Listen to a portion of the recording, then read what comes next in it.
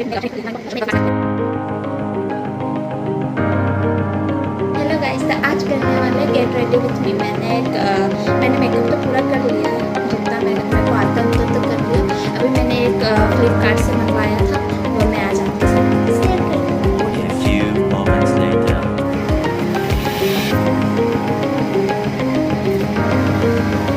और ये है जो आया